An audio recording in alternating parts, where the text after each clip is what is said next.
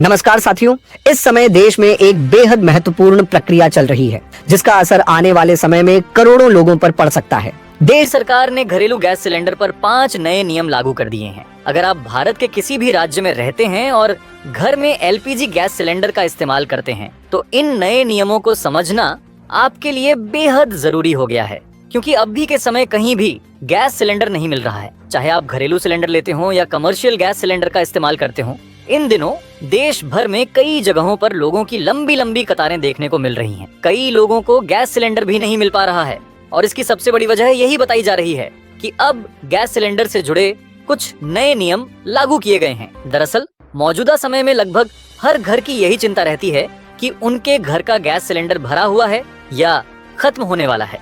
ऐसे में जब अगला सिलेंडर लेने की बारी आती है तो अब कुछ जरूरी नियमों का पालन करना अनिवार्य हो गया है। अगर इन नियमों को पूरा नहीं किया गया तो गैस सिलेंडर मिलने में आपको बड़ी परेशानी हो सकती है।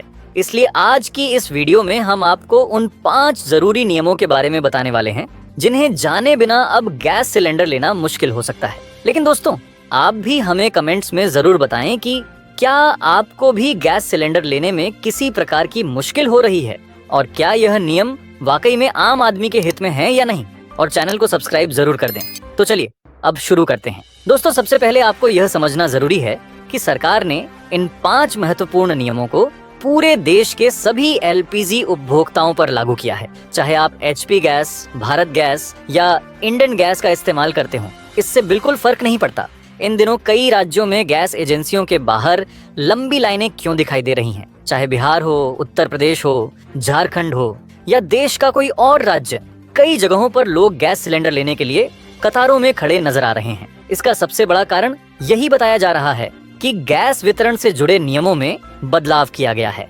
पहले के समय में गैस सिलेंडर आसानी से मिल जाया करता था और ज्यादा औपचारिकताओं की जरूरत नहीं पड़ती थी। लेकिन अब व्यवस्था को व्यवस्थित और पारदर्शी बनाने के लिए कुछ नई शर्तें लागू की गई हैं। सरकार का कहना है कि देश में गैस सिलेंडर की कोई कमी नहीं है, लेकिन यह सुनिश्चित करना जरूरी हो गया है कि गैस सिलेंडर सही और वास्तविक उपभोक्ता तक ही पहुंचे। यानी जो व्यक्ति वास्तव में घरेलू गैस कनेक्शन का उपयोग करता है उसी को सिलेंडर मिले। इसी वजह से अब कुछ नए नियम लागू किए गए हैं जिनके जरिए यह तय किया जाएगा कि कौन असली उपभोक्ता है और कौन नहीं। इन नए नियमों में सबसे पहला और सबसे महत्वपूर्ण नियम है केवाईसी। जिन लोगों के नाम पर गैस कनेक्शन है, उनके पास जो गैस पासबुक या कनेक्शन बुक है, उसी नाम के व्यक्ति का आधार कार्ड गैस कनेक्शन से लिंक होना जरूरी कर दिया गया है। चाहे आपका कनेक्शन इंडियन, एचपी या भारत गैस किसी भी कंपनी का हो, अब केवाईसी कराना जरूरी हो गया है। आज के समय में आधार कार्ड भारत में एक बहुत ही महत्वपूर्ण पहचान पत्र बन चुका है और लगभग हर सरकारी या जरूरी काम में इसकी आवश्यकता पड़ती है। गैस कनेक्शन के मामले में भी अब आधार से केवाईसी अनिवार्य कर दी गई है। अगर आपके पास गैस कनेक्शन है लेकिन आपने अभी तक केवाईसी नहीं कराया है तो आगे चलकर गैस सिलेंडर लेने में समस्या आ सकती है। इसलिए सबसे पहले आपको अपनी गैस एजेंसी में जाकर केवाईसी पूरा कराना होगा। केवाईसी के दौरान आपके आधार कार्ड और उससे जुड़े मोबाइल नंबर की जरूरत पड़ेगी। जब गैस एजेंसी में आपका सत्यापन किया जाएगा तब आपके मोबाइल नंबर पर एक ओटीपी आएगा और उसी ओटीपी के जरिए आधार कार्ड को गैस कनेक्शन से लिंक किया जाएगा। हालांकि केवाईसी का नियम पहले से मौजूद था, लेकिन अब इसे और ज्यादा सख्ती से लागू किया जा रहा है। अब आगे बढ़ते हैं और दूसरे अहम नियम के बारे में बात करते हैं। नए नियमों के अनुसार अब गैस सिलेंडर लेने के लिए ओटीपी की भी जरूरत आपको पड़ने वाली है। जी हाँ, सिलेंडर की डिलीवरी के समय ओटीपी सिस्टम भी लागू किया जा चुका है।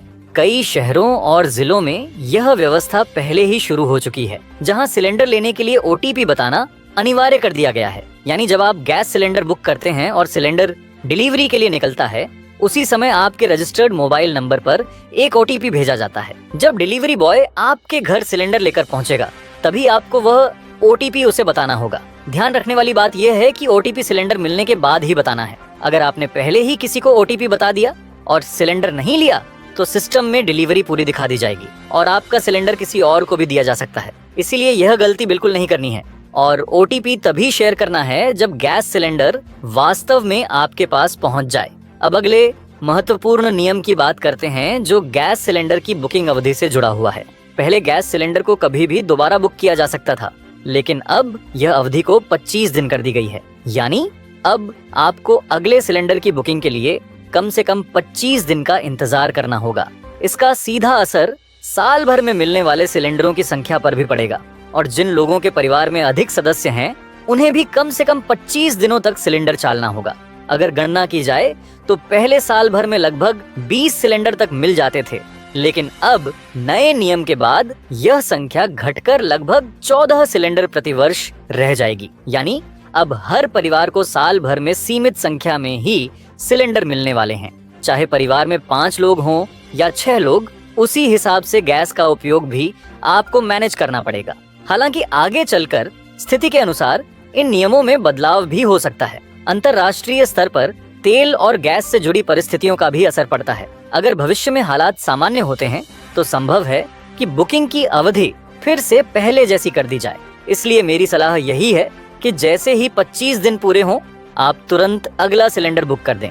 अगर आप इंतजार करेंगे कि पहले सिलेंडर पूरी तरह खत्म हो जाए तब बुकिंग करें तो कई बार डिलीवरी में देरी भी हो सकती है और घर में गैस की समस्या भी खड़ी हो सकती है। इसलिए समय पर बुकिंग करना अब और भी ज्यादा जरूरी हो गया है। अब बात करते हैं अगले महत्वपूर्ण नियम की, जो गैस सब्सिडी से जुड़ा हुआ है।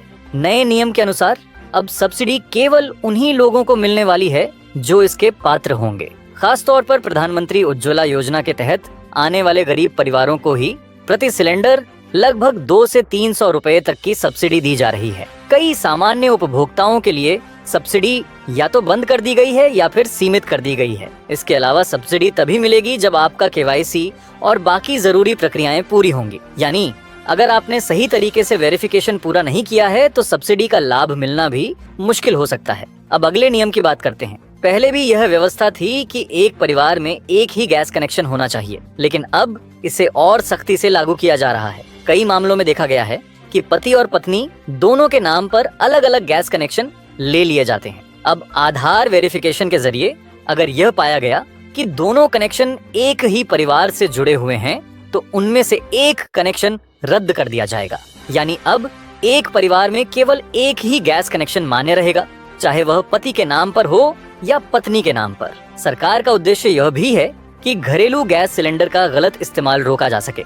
कई लोग घरेलू सिलेंडर लेकर उसे व्यवसाय में इस्तेमाल करते हैं या छोटे छोटे सिलेंडरों में भरकर बेचते हैं।